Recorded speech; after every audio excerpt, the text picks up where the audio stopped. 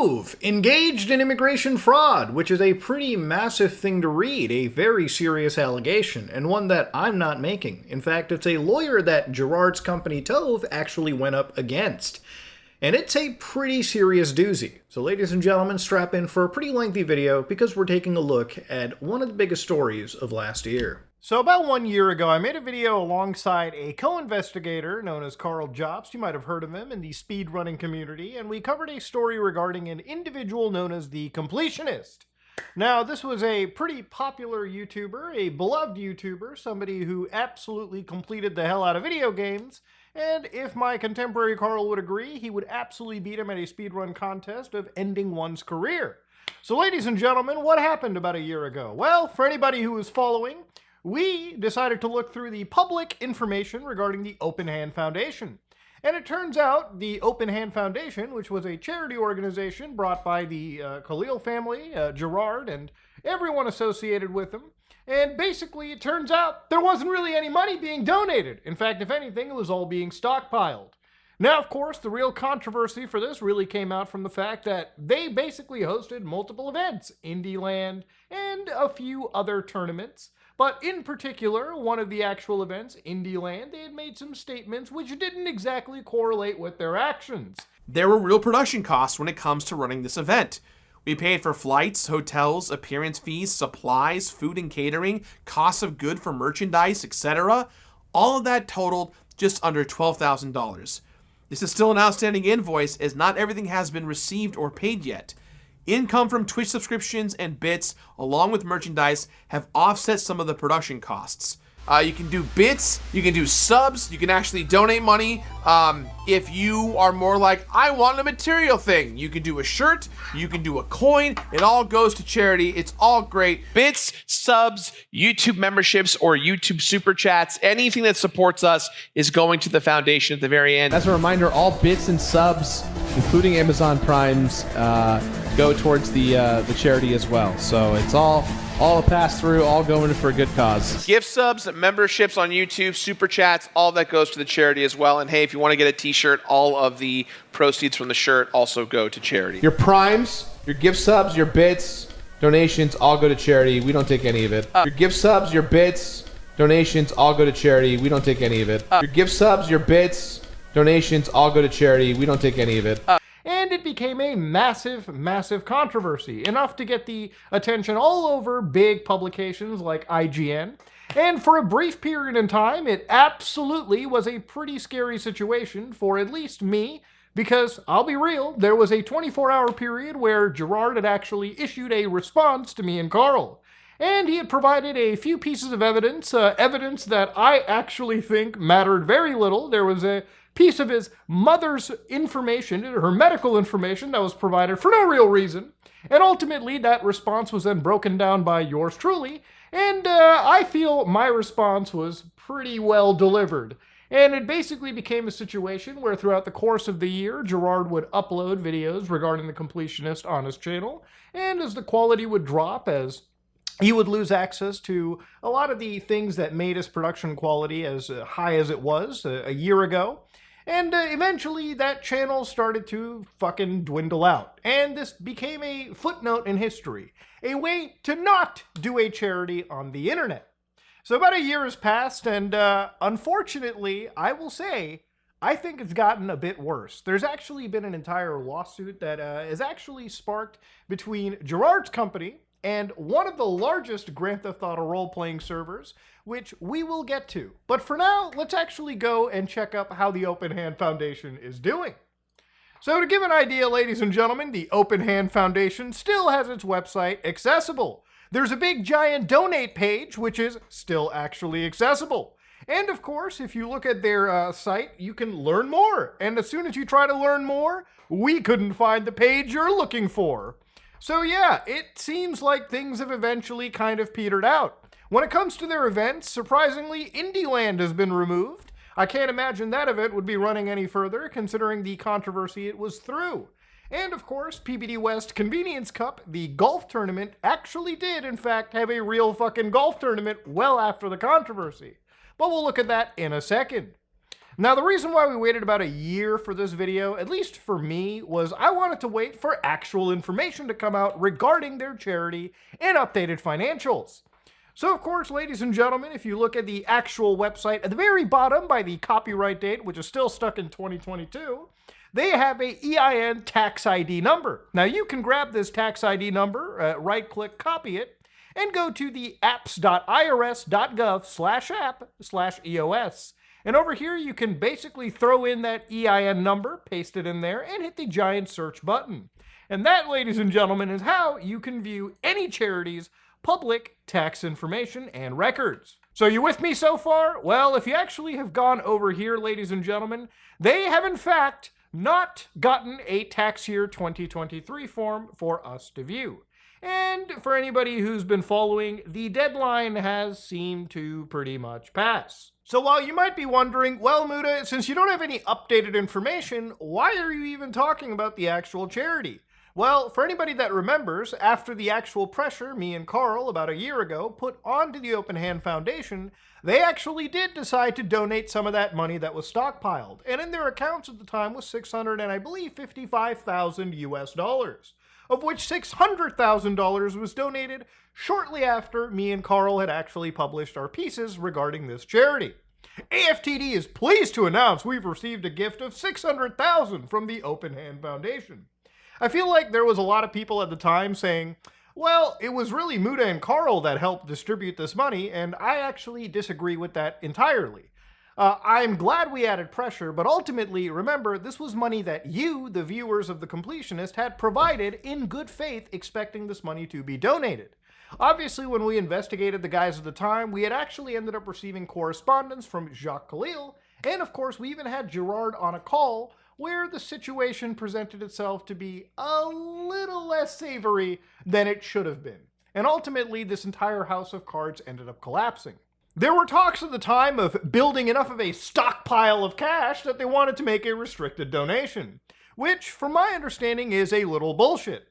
As I can go to their website right now with a one-time $200 USD donation and decide that I can actually contribute it to anything I want. So whether I leave it unrestricted up to AFTD to figure things out, or I put it into support, research, quality of life, drug discovery, caregiver respite, or advocacy, these are entire fields that I can dedicate my money to, and this charity has to spend however I tell them I've dedicated it to. That's just how these systems are supposed to work.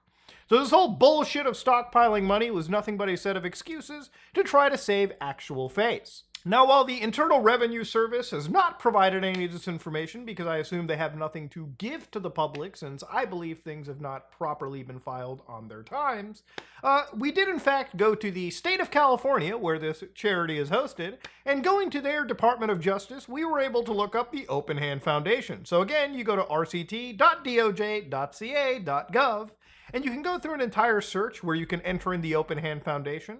And of course, this one, which is in California, you can click this little page right here, and boom, you're now at the actual registrant details, which the form RRF-1 is where we're going to be looking into to see just how the Open Hand Foundation is doing. Now, for anybody that wanted to see just how much they were revenuing, to give you an idea, in 2020, they revenued $122,000.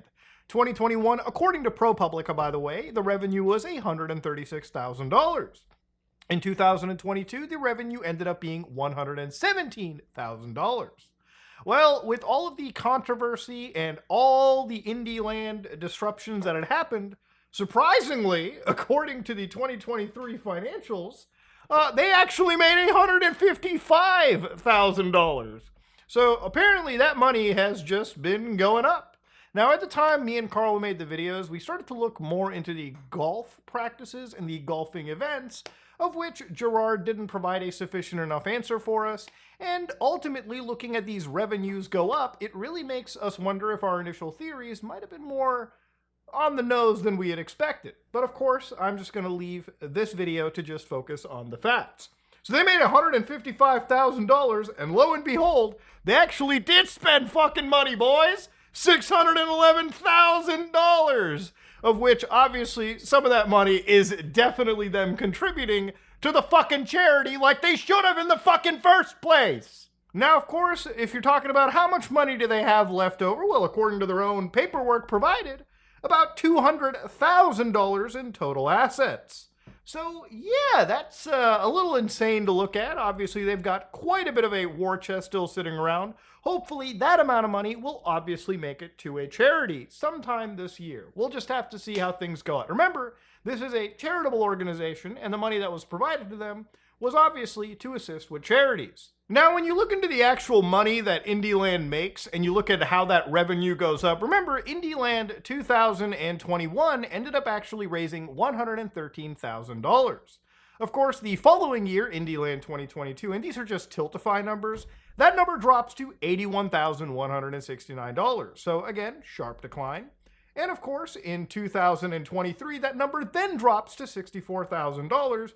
$64,290.76. So it's kind of making me wonder, just off the top of my head, with declining revenues in Indieland, and of course, Indieland 2023 was not the most successful one, how the fuck are revenues just going up for the company, but the primary event, Indieland, is just going all the way down? Look, I'm just saying, the correlations don't necessarily make all that much sense. Now, for context's sake, this isn't all the money provided. This is actually a real IRS sheet of the Skizizi Foundation. For anybody that has no idea what this is Jamie Lee Curtis's actual charity, to which if you actually go down and see what they provided money to, one of those actual donors is the Open Hand Foundation, to which they gave $40,000 to. So obviously money is provided here and there, but one of the big events that they had was the golf tournament. Now, if you go to the PBD West Convenience Cup, in this page right here provided by golfgenius.com, again, I show the URL so anybody can access these in the video, you can see that they are offering those sponsor and player packages. You want that legacy recognition for these scumbags? 10 grand. Diamond recognition? 8 grand. Platinum, 7,500. Gold, 6,500. Silver, 3,000. Twosome pack. The twosome, 1,500. Single player, you want to play with yourself? 750. You want to make a fucking difference? Which is, in my opinion, debatable after all the things that me and Carl researched. That's $300. Now, again, for people that cannot operate a charity, obviously I will just die on the grave saying that they're still actually running it. And again, I don't feel like the lesson is necessarily learned over here.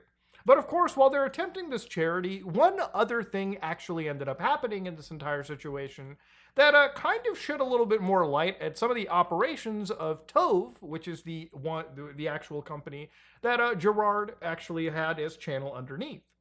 And of course, throughout this, there were plenty of other people that were operating underneath Tove. And of course, the workings of his dipshit brother Jacques is something that we're also going to be analyzing through depositions we'll be reading in a massive legal case that they had against NoPixel, one of the most famous GTA roleplay servers. So about 2 years ago, one of these posts was actually showing up all over Reddit, right? Former NoPixel head dev DW is suing Coil NoPixel for $150,000. DW suing Coil NoPixel for $150,000. Now, I really feel like the actual people that title these things and discuss this should actually look at the fucking thumbnail that is actually printed on the embed for this and just look real closely. See, it's not necessarily DW that is suing Coil. Coil, the company that hosts NoPixel, GTA RP, is getting sued by That One Video Entertainment. Now, if that name seems familiar, that is actually the company that is basically run by Gerard and Jacques Khalil. Okay, so brothers in arms in this situation. Now, why would the Completionist company decide to sue one of the most popular GTA roleplay servers? Now, for anybody that doesn't know the GTA roleplay community, it's quite popular. In fact, it's probably one of the things that outside of just GTA Online, it probably draws in a whole bunch of streaming traffic. If you watch some of your favorite streamers, you've probably seen them play Grand Theft Auto roleplay. And if you've seen them play GTA RP, there's a pretty good chance that you've seen them play on the NoPixel server. It is by far one of the most popular servers on the entire GTA roleplay circuit. So this DW character, while they were working with this, NoPixel server, It turns out that the lawsuit was actually initiated by Gerard's company. Now, why would that happen? Let's look a little closer. So if you go to Court Listener, Tove versus Coil Content Creation, you can see that this first lawsuit was filed April 10, 2023. So, of course, it started from here, and it basically ended up all the way to its finale, and the last actual posting was on the November of 2024, okay? So this is the last actual PDF that you can read over here, and of course there's more updates, but you have to buy it on Pacer. So according to Tove, who basically initiated this lawsuit, Tove is a content creation and business management company that employs various individuals in the video game industry. Specifically, in this instance, Tove hired Daniel Tracy, a talented software developer and streaming personality professionally known as DW, to work as lead developer for Tove, because Mr. Tracy is a foreign national working in the United States, and Tove is a US-based company. Tove also sponsored Mr. Tracy's work visa. So I want you to remember the work visa stuff, because the actual lawyer that they're fighting up against has some pretty choice words for this. So in about early 2020, NoPixel desired to engage Mr. Tracy in his role as a software developer to make significant changes to the NoPixel server, or as known, the services. So NoPixel contracted with Tove for the services of Mr. Tracy to render the services as an independent contractor for NoPixel, in exchange for NoPixel's agreement to pay 50% of the game revenue to Tove by the way of Mr. Tracy. So again, it's their belief that Tracy was going to get 50% of the game's revenue, and that was hopefully going to, I guess, back channel over to Tove. Now, that's a pretty massive situation, and you would imagine, yeah, that's probably why they would sue.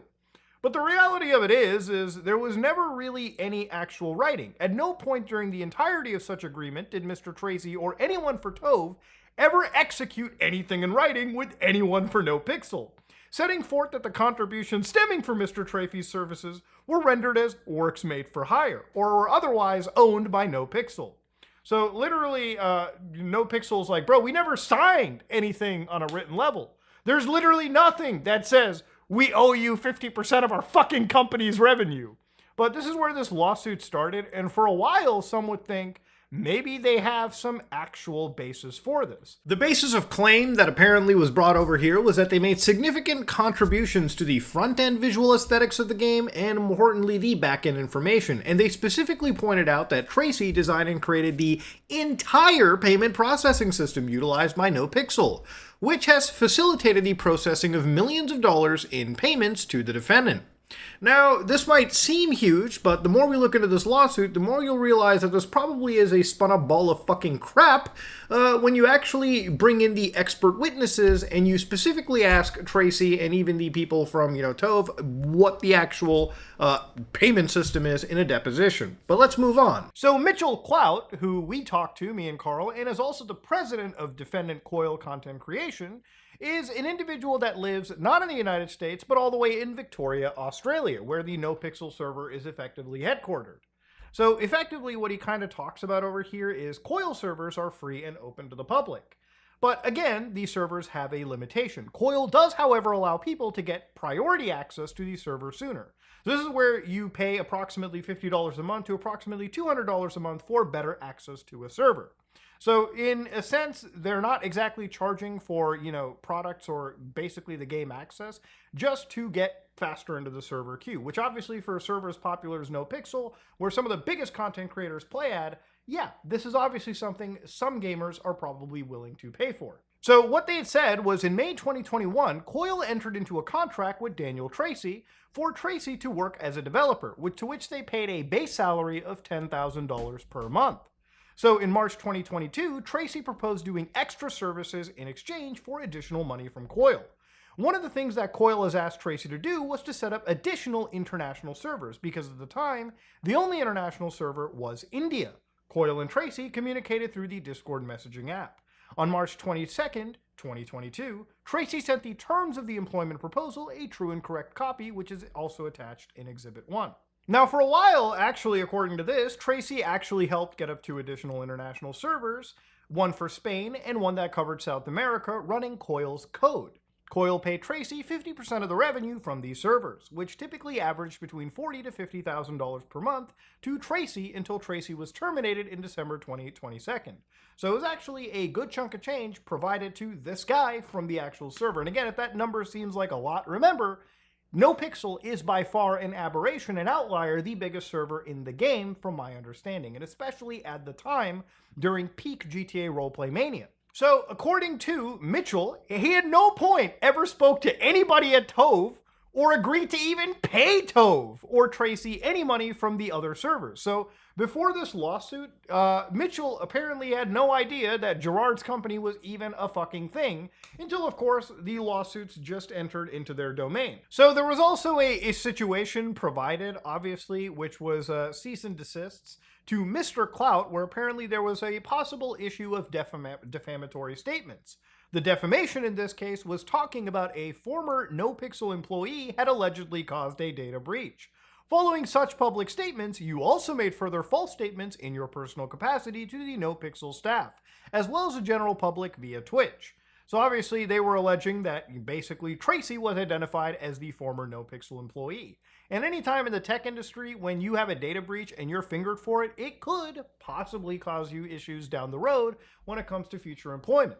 But we're getting a bit too ahead of ourselves in this situation. I wanted to look further into this and see exactly what the fuck Daniel Tracy and what Tove believed was sufficient enough work to cause them to actually clamp down on a company this hard. So when our buddy DW was getting depositioned by the actual lawyers, they were starting to ask them what they actually own the copyright to that they wrote for NoPixel. And this shit is a doozy. So, okay, when you wrote code for NoPixel in 2020, in your opinion, who owned the copyright to the code you wrote for NoPixel?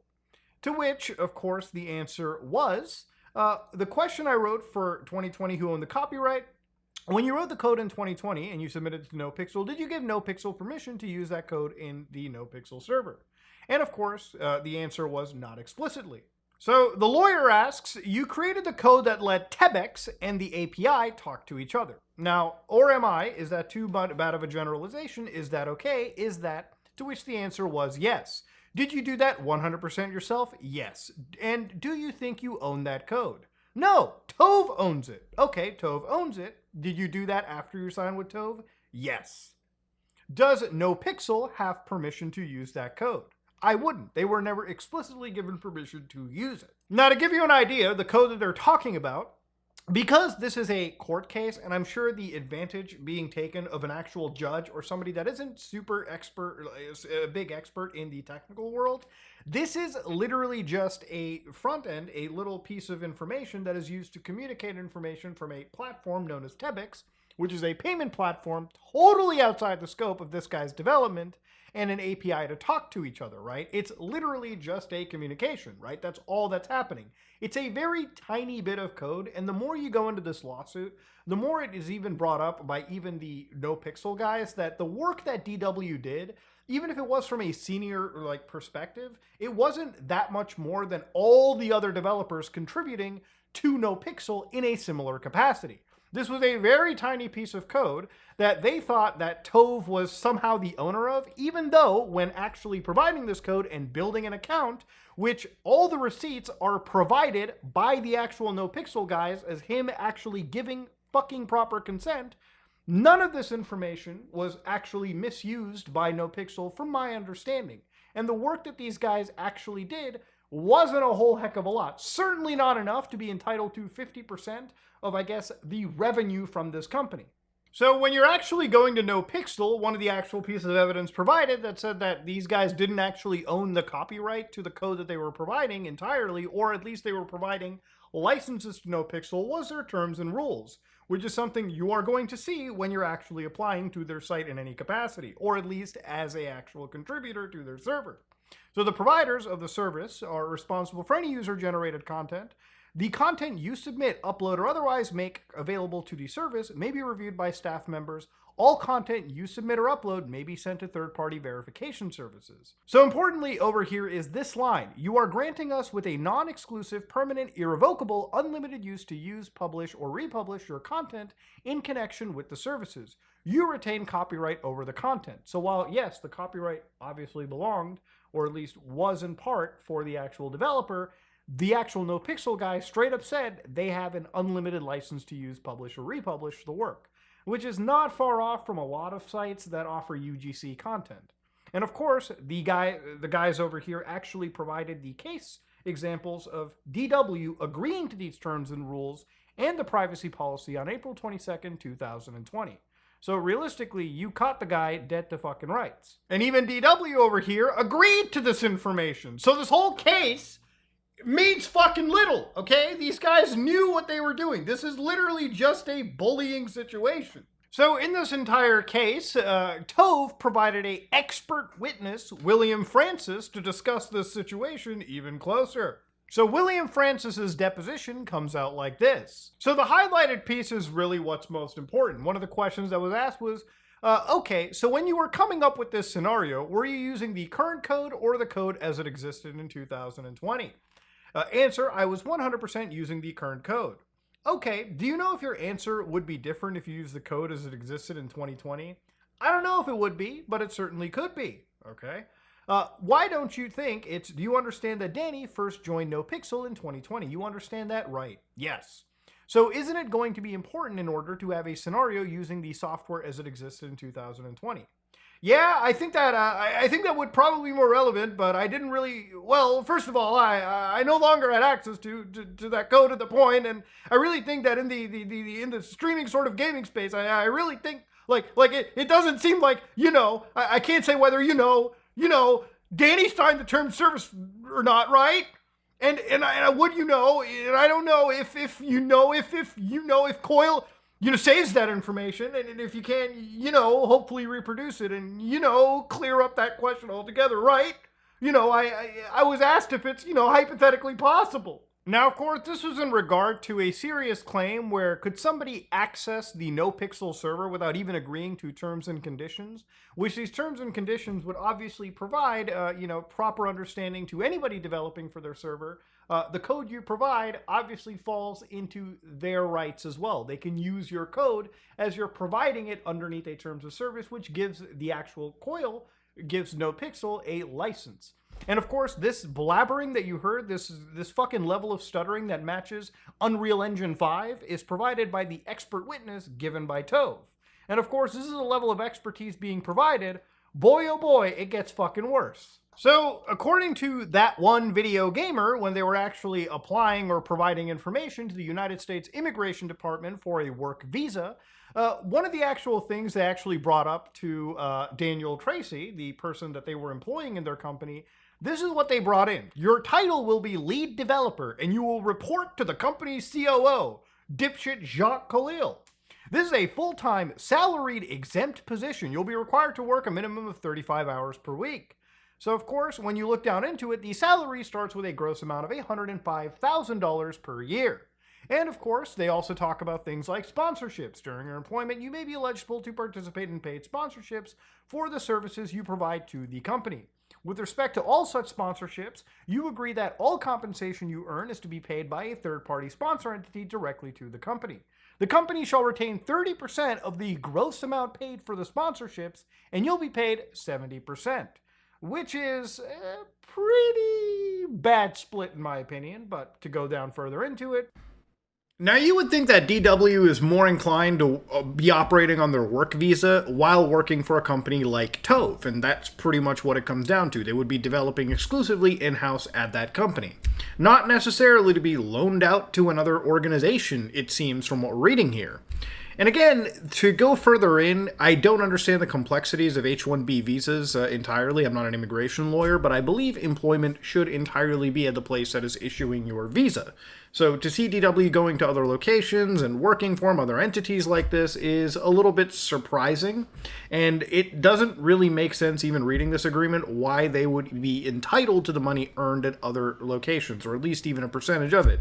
Since it didn't even seem like this was a sponsorship, this was a direct relationship ownership between an individual and an entirely separate entity. And again, when you think about, maybe that applies to the companies that, he's working for, like NoPixel. No, the One Video Entertainment wishes to employ Tracy in the specialty occupation of lead developer. So he's going to be working as the lead developer for their company and programmer on interactive multimedia entertainment productions. So in the deposition with Jacques Khalil right over here, they kind of go into hiring people for their company. And this is where some serious questions get asked. So, for instance, what they basically said was, do you have any use for these developers, right? We have in past used developers for projects. So, for instance, some of these could be things like fixing some of their websites, a couple $100 or $1,000, that's it, fix something small. What does Danny do for Tove? His official title is lead developer. What does he do? He was hired specifically to lead the development for NoPixel. So he was hired to do the development at NoPixel. Why no? I'll come back to that. Prior to Danny, has Tove ever hired an employee to work for another company? And of course, what had happened over here was our friend Jacques said, I'm going to say, no, I don't think so. No. Now, I don't believe that Jacques was entirely being truthful in this situation. Danny was not the only person, from my understanding, that was ever involved, basically working for other companies or loaned out in this process.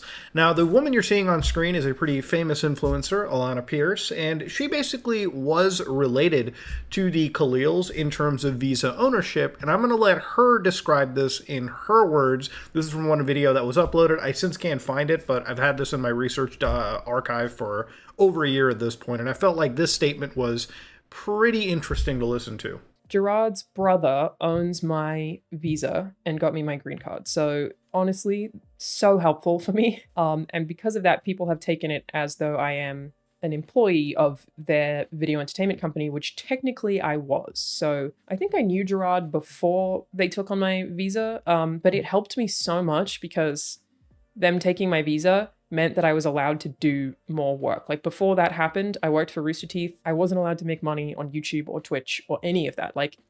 Because of the way visas work, you can only make money through your one employer. So when they took my visa, which just happened through, I think my manager knew him and knew that he was a guy who would be willing to do that. He takes 5% of income from me. He's currently not taking 5% from everything. He's taking 5% from my actual job. But basically, the visa allowed me to make money from the internet and work for other companies where beforehand I was only allowed to work at IGN or only allowed to work at Rooster Teeth, and anything that I made from YouTube or Twitch or whatever, which I don't think I was even doing back then, to be fair, but I wasn't partnered on Twitch, but my YouTube income all went to Rooster Teeth, and then they took a cut and then they would pay me, which is such an exploitative, shitty system. It's insane, because that's the way the visas work. You can only earn income from the person who owns your visa. So when this company took over my visa, it meant that all my money still went to them, but they were paying me all of it. And I was able to work for more different companies and do different sponsorships, which I wasn't allowed to do on a visa because they would have to sponsor Rooster Teeth first, if that made sense. It's an annoying mess. And I agree with Alanah. All the visa process in the United States is an annoying mess. And the reality is, obviously, the further I look into it, it does become a little bit hazier. Which type of visa was properly applied? I believe it may have been an O visa, an O1 visa, or it could have been an H1B. Honestly, there's different types of employment visas that can be sponsored. It's interesting, though, that, again, she was in this company, Tove, and all the income that she would generate, according to these words, would go into Tove, and she would get the percentage of it with 5% removed, from what I understand from this video, from her primary job, which again, income and all of these things brought in, it is genuinely confusing to know what is allowed and what isn't. I believe the catalyst for Alanah even making this video was at the time of the initial, the completionist videos that me and Carl had made, there were some people bringing up, possibilities of visa fraud on Reddit, and I believe Alanah responded to it, and honestly, I can understand the frustrations of, being accused of anything like that and wanting to catch up. Again, I'm not throwing shade at Alanah, I'm just also including this fact as this is a confusing situation, and I'm sure even for her, it's entirely out there. Even for me, I'm going to stop kind of touching on this topic because while it is genuinely confusing, and I think it is worth digging into, this ultimately will require an immigration lawyer to look into if there is any actual malfeasance. The reason for me including this clip was, again, to show you that DW was not the only employee at Tove or the only person under their Visa banner that, suddenly was also working at other organizations or taking other outside external sponsorships. And of course, his lawyer comes in, Tove is not generally an employment agency, correct? No. Have you ever personally communicated with anybody at NoPixel? Other than Danny? No. Have you ever communicated with Mitch Clout? Of course, the lawyer keeps jumping in. Objection. No. No, I want to say no, not directly. But definitely there were some indirect communications. Well, can you elaborate? Specifically around Danny's visa. When you say indirectly, meaning you're talking to Danny and Danny is talking to Mitch, or is there something else? And Jacques is like, that's correct. So again, you're not actually having a conversation from company to company. You're just using your in-between to talk, I guess, indirectly. Were you ever listening to any call that Danny and Mitch were having? No. Are you aware of any written? Strike that. NoPixel is not in any way legally associated with Tove, correct? And that it's not a subsidiary or a partnership. It's not a division of it. It's a completely separate company, correct? In which the actual counsel, like Gerard, sounds like, objection, vague. No, that's a pretty good question, by the way. And Jacques is like, in terms of, I guess, like from an entity standpoint, yeah, no shit, that's what he's asking. No. Are you aware of any written agreement of any kind between Tove and NoPixel? Objection, vague. It's not vague, bro. Other than what Danny and Mitchell had in their Discord chats? No. Okay.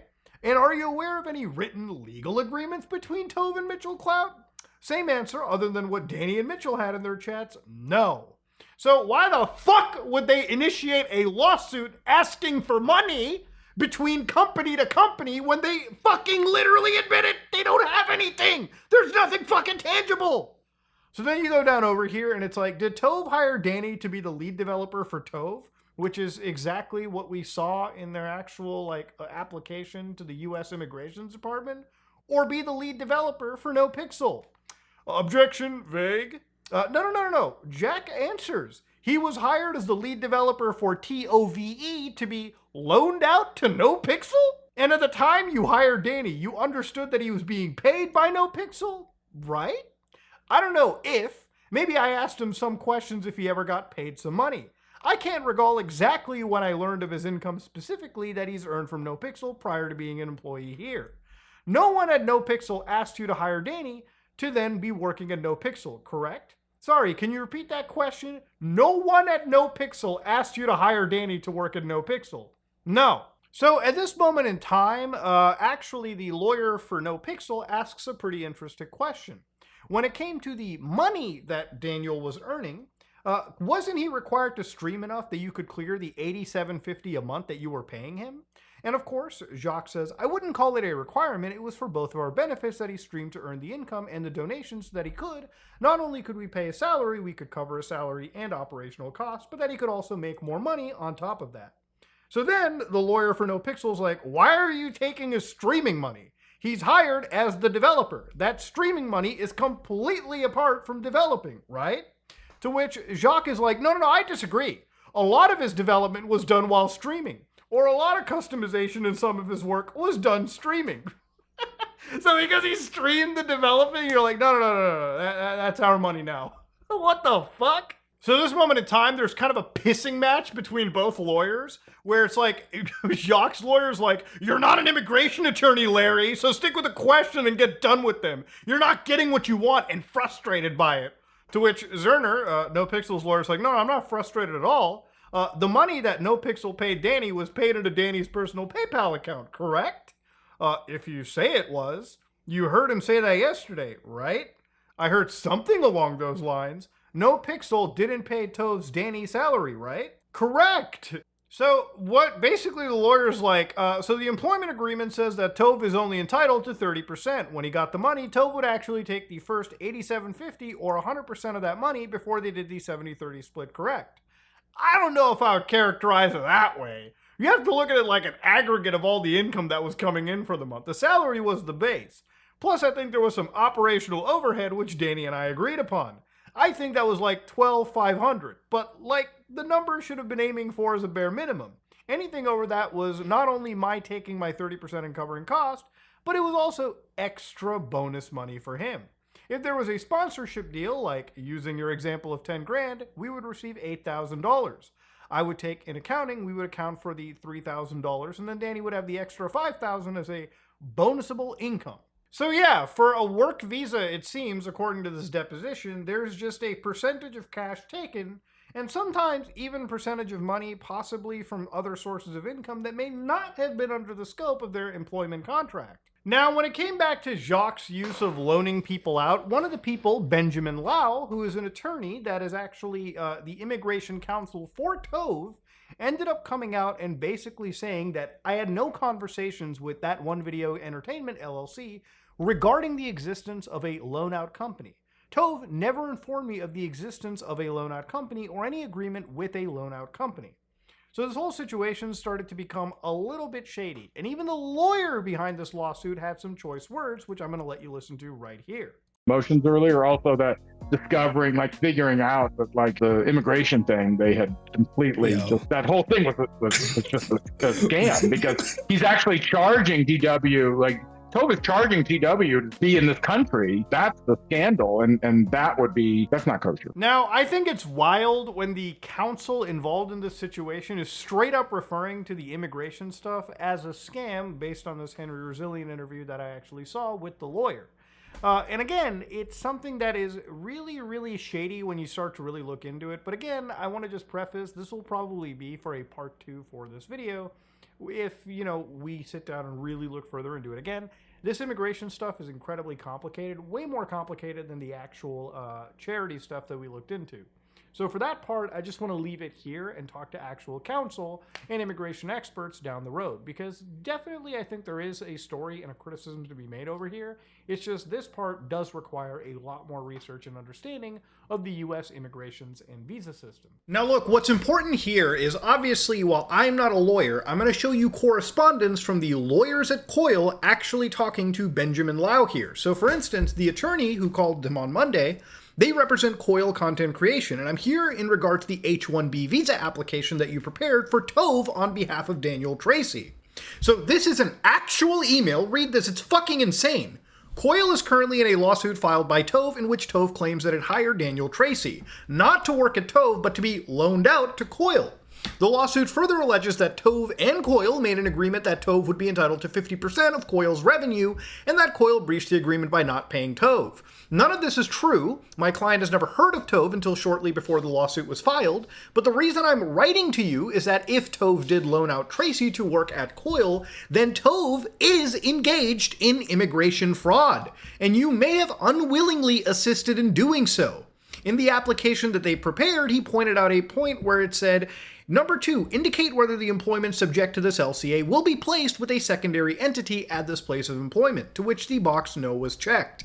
Now, according to COIL's lawyers, Khalil also submitted a letter, which apparently you helped him draft, in which he states that Tracy is being hired as Tove's lead developer. This letter gives the approximate amount of time that Danny would be working at each task for Tove, and that time adds up to 100%. Nowhere in the letter or the application does it mention that Tove is not hiring Tracy to work for Tove, but to actually work for COIL in Australia. So they took Mr. Khalil's deposition on Friday, and he proudly admitted that the statements in the immigration application were untrue. He claimed that Tracy was hired to work at COIL, and that Tracy was required to stream himself game playing on Twitch, and that from the revenue he earned from streaming, he was required to pay Tove back the alleged developer salary of $87.50 per month, plus 30% of anything over that. So again, I am no expert in immigration law, but I'm pretty sure that if Tove stated in the application that 1, they were actually hiring Tracy to work for a company located in Australia, and 2, that Tracy was kicking back the alleged salary he was paid from his streaming revenue, which is what he now claims happened, that the US government would not have issued Tracy his visa. So this is actually a huge point that was brought up by the actual organization, and this is what requested big subpoenas for this visa information. So yeah, this is a lot more serious than just charity fraud, if this is what the actual attorneys that are going against Tove are stating in their emails. This is something the US government should seriously be looking into. Now, one thing at the end of all this is obviously a lawsuit like this was expensive, even though that COIL won. The lawyer over here for COIL is pretty scathing in their discussion of like the actual opposing side and Tove. And in their argument, they say that plaintiff denies its own claims and ignores the laws. Plaintiff's opposition to defendant's motion for attorney fees lacks legal support. Plaintiff argues defendants are not entitled to an award of fees because its declaratory relief cause of action did not actually address the scope of any copyright. Plaintiff completely ignores the relevant case law cited by defendants, which hold that a claim for declaratory relief premised on the need to construe the provisions of the Copyright Act. So when it came to how much money was actually spent in this entire situation, guys, it was no small amount. Again, it ended up being around $200,000 plus. Like when they actually filled up their hours, obviously it came out to 363.8 billable hours, which again, they asked a sum of $222,000 basically being provided for attorney's fees. Again, even when you win a lawsuit, this is how much money you're expected to spend. So $222,183.42 plus $10,000, $395. Okay, so it is insane how much money is spent just trying to protect yourself from a fucking frivolous lawsuit. Now, at the end of all this, because the actual Khalils Dumb and Dumber lost this lawsuit, they are actually in a lot of trouble here, because if they have to pay this back, and again, it depends on how the judges handle it, but it's not going to be cheap, okay, especially in the state of California.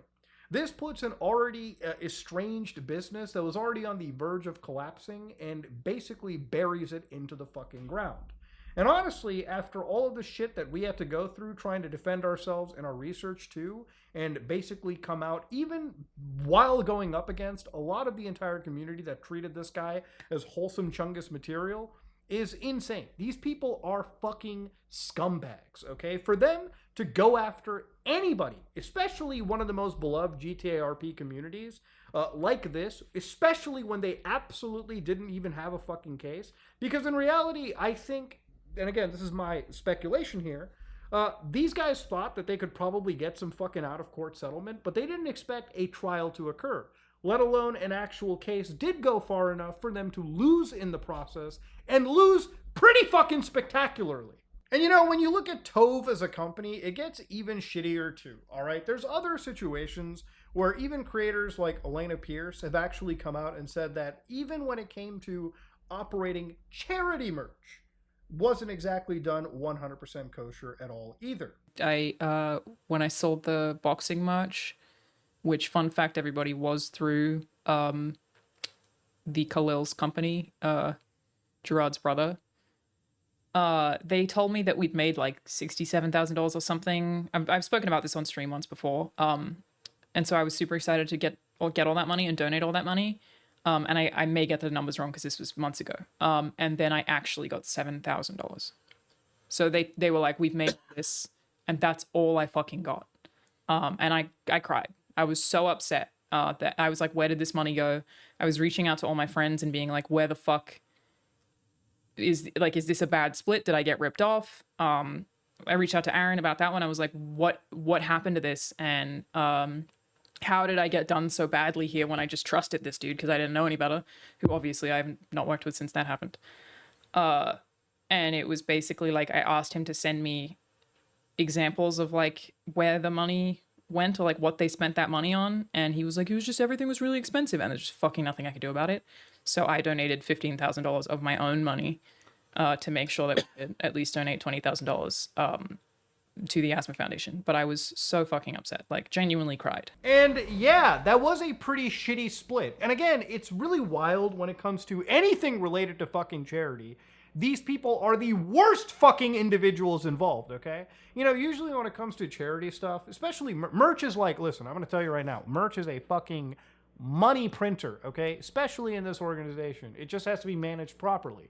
And the thing is, when it comes to charity and you're not trying to profit off of it, usually, and maybe this is just me and in our company, but when we're involved in anything charity related, basically we try to eat the costs as much as we can, okay? We try to write off as much as we can. We try to basically provide as much as we can, you know, within actual reason, just so we can actually send as much of the money to charity whatsoever. The split that Alanah is talking about, again, this is money that she was necessarily cheated out of in the situation. She expected to give a lot more money to charity, which obviously any creator is expecting. And when you're working with somebody who apparently is this business-savvy magnate, okay, like fucking Jacques Khalil, who ends up being a complete and utter fucking idiot, you end up actually basically getting screwed in the long run. And ultimately, if you're going to be honest here, okay, the people that you're giving money to, the actual charity, because of mismanagement, they could have had a much larger share, but they didn't. But of course, in this situation, Alanah is a fucking angel, and she did in fact provide a whole bunch of money from her personal savings, her actual money, and gave it to people who were quite needy in this situation. Money that is absolutely spent in the best possible way. And for that, I can say congratulations to really anybody who's willing to make that kind of a financial step. It's a good thing to do. Something that I sorely see lacking from the fucking Khalil side of the family, okay? It's fucking insane. Now, at the end of all this, look, I know this video is long. It's probably filled with a whole bunch of stuff, but I really wanted to cover as much as I can, especially regarding this lawsuit. It was a lawsuit that when first brought to light, really I think people reporting it didn't really look too deep into it because it wasn't necessarily a lawsuit between one programmer and NoPixel. It was Gerard's company, okay? Because yes, he is the CEO of it while his brother is the fucking COO. And I don't care if people say, oh, you know, Gerard didn't know. Look, at the end of the day, everyone in the C-suite knows what's going on, especially with a big lawsuit like this. But I do want to say one thing. I definitely have no respect for Gerard at all. But I don't think that he is just solely the monster that you have to put the blame on. Remember, he has a dipshit brother known as Jacques. And the entire family in this situation, you know, the people that were closely involved with any affair, all of the actual blame really is spread sorely amongst people that wanted to be put into the leadership position at the Open Hand Foundation or Tove. And in that regard, you kind of have to spread the blame pretty equally in this situation. When it comes to a lawsuit, I think the way that they acted towards NoPixel and the way that they basically by proxy used DW as a vector to attack, again, a server for something that they really weren't entitled to, money they really weren't entitled to, money they had no written contracts for at all, you know, for baseline work that wouldn't even be worth 50% of revenue splitting, if that. This is obviously important, right? The kind of money that, you know, DW was making through the server probably was a pretty important revenue source, I would imagine, for Tove, and that's probably why this lawsuit was initiated. But it shows the stupidity, right? Like, there is a lot of stupidity and hubris in this situation. To issue a lawsuit that you know has no fucking teeth whatsoever, a lawsuit where you frivolously spend needless amounts of money when you probably should actually focus on getting your own house in order and your own business from failing, okay, to actually maybe breaking even, maybe turning a profit. This is just stupidity on stupidity added up. And honestly, the Completionist and any of his companies associated with this are just looking like a nightmare. But yeah, there's a lot that has happened, and there is obviously a thing I want to look into, especially when it comes to the immigration side of things, because when one of the councils involved is calling things a scam, that is pretty scary. It's enough of a red flag for me to look deeper. So I do stress, if you are somebody that was ever involved with Tove, and you want to reach out and give your side of the story, my DMs are always open. My email is always available. And if you want to talk privately, please reach out to me or Carl. And we'd love to actually discuss and take this matter a little bit further. Because, to be honest, I think the story regarding their company and, again, the operations might be a bigger story than even the charity stuff. And that was fucking wild. If you like what you saw, please like, comment, and subscribe. Dislike it if you dislike it. I am out.